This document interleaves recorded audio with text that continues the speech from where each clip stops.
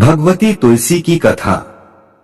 एक बार देवराज इंद्र देवगुरु बृहस्पति के साथ भगवान शिव का दर्शन करने कैलाश गए। महादेव ने दोनों की परीक्षा लेनी चाहिए, इसलिए रूप बदलकर अवधूत बन गए। उनके शरीर पर कोई वस्त्र न था। उनका शरीर जलती हुई अग्नि के समान धधक रहा था और अत्यंत भयंकर नजर आते थे। अवधूत दोनों के रास्ते में खड़े हो गए। इंद्र ने एक विचित्र पुरुष को रास्ते में खड़े देखा तो चौंके। इंद्र को देवराज होने का गर्व घेरने लगा। उन्होंने उस भयंकर पुरुष से पूछा, तुम कौन हो? भगवान शिव अभी कैलाश पर विराज रहे हैं या कहीं भ्रमण पर हैं? मैं उनके दर्शन के लिए आया हूं। इंद्र ने कई प्रश्न किए, लेकिन वह पुरुष योगियों के समान मौन ही रहे। इंद्र को लगा कि एक साधारण प्राणी उनका अपमान कर रहा है। उनके मन में देवराज होने का अहंकार उपजा, जो क्रोध में बदल गया। इंद्र ने कहा, मेरे बार बार अनुरोध पर भी तू कुछ नहीं बोलकर मेरा अपमान कर रहा है। मैं तुझे अभी दंड देता हूं। ऐसा कहकर इंद्र ने वज्र उठा लिया।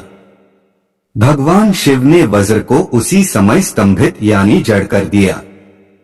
इंद्र की बाह अकड़ गई। भगवान अवधूत क्रोध से लाल हो गए।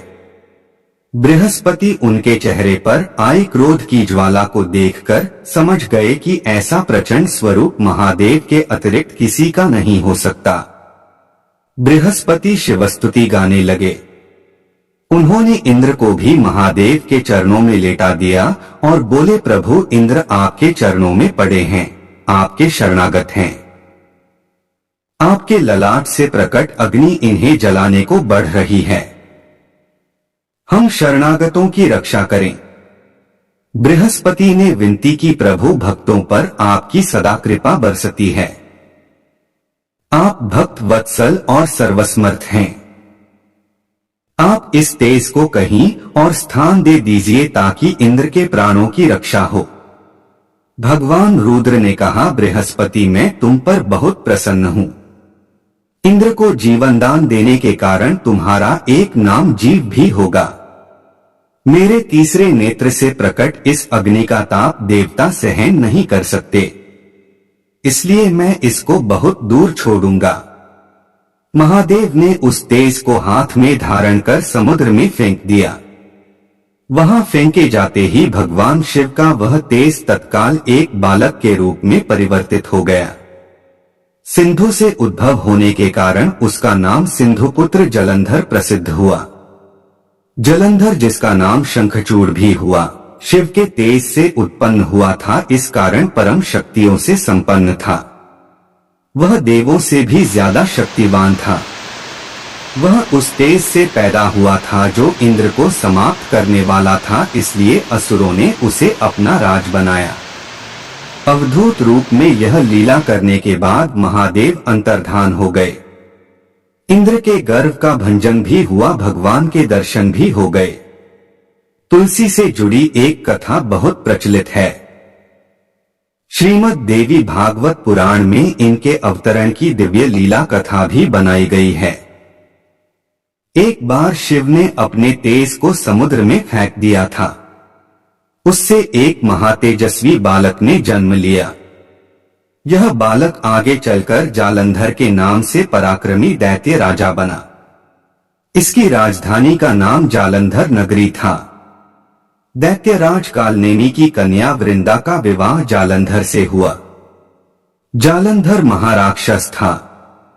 अपनी सत्ता के मद में चूर उसने माता लक्ष्मी को पाने की कामना से युद्ध किया, परंतु समुद्र से ही उत्पन्न होने के कारण माता लक्ष्मी ने उसे अपने भाई के रूप में स्वीकार किया।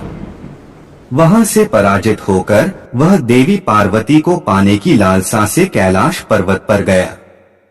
भगवान देवाधिदेव शिव का ही रूप धरकर माता पार्वती के समीप गया, परंतु मां ने अपने योग बल से उसे तुरंत पहचान लिया तथा वहां से अंतर्ध्यान हो गई। देवी पार्वती ने क्रुद्ध होकर सारा वृतांत भगवान विष्णु को सुनाया। जालंधर की पत्नी वृंदा अत्यंत पतिव्रता स्त्री थी।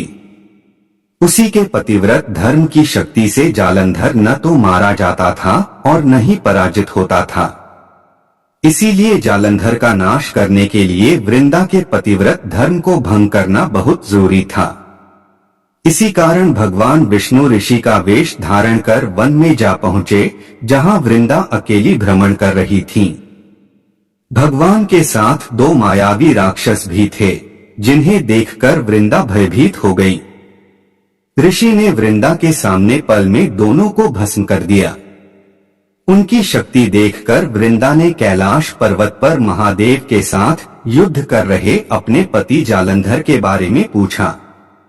ऋषि ने अपने माया जाल से 2 वानर प्रकट किए।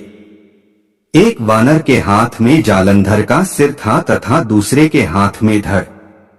अपने पति की यह दशा देखकर वृंदा मूर्छित होकर गिर पड़ी। होश में आने पर उन्होंने ऋषि रूपी भगवान से विनती की कि वह उसके पति को जीवित करें। भगवान ने अपनी माया से पुनः जालंधर का सिर धड़ से जोड़ दिया, परंतु स्वयं भी वह उसी शरीर में प्रवेश कर गए। वृंदा को इस छल का जरा आभास न हुआ। जालंधर बने भगवान के साथ वृंदा पतिव्रता का व्यवहार करने लगी, जिससे उसका सतीत्व भंग हो गया। ऐसा होते ही वृंदा का पति जालंधर युद्ध में हार गया। इस सारी लीला का जब वृंदा को पता चला तो उसने क्रुद्ध होकर भगवान विष्णु को शिला होने का श्राप दे दिया तथा स्वयं सती हो गई। जहां वृंदा भस्म हुई वहां तुलसी का पौधा उगा। भगवान विष्णु ने वृंदा से कहा, हे वृंदा, तुम अपने सतीत्व के कारण मुझे लक्ष्मी से भी अधिक प्रिय हो गई हो। अब तुम तुलसी के रूप में सदा मेरे साथ रहोगी। जो मनुष्य भी मेरे शालिग्राम रूप के साथ तुलसी का विवाह करेगा, उसे इस लोक और परलोक में विपुल यश प्राप्त होगा।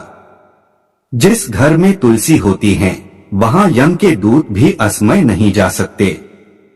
गंगा व नर्मदा के जल में स्नान तथा तुलसी का पूजन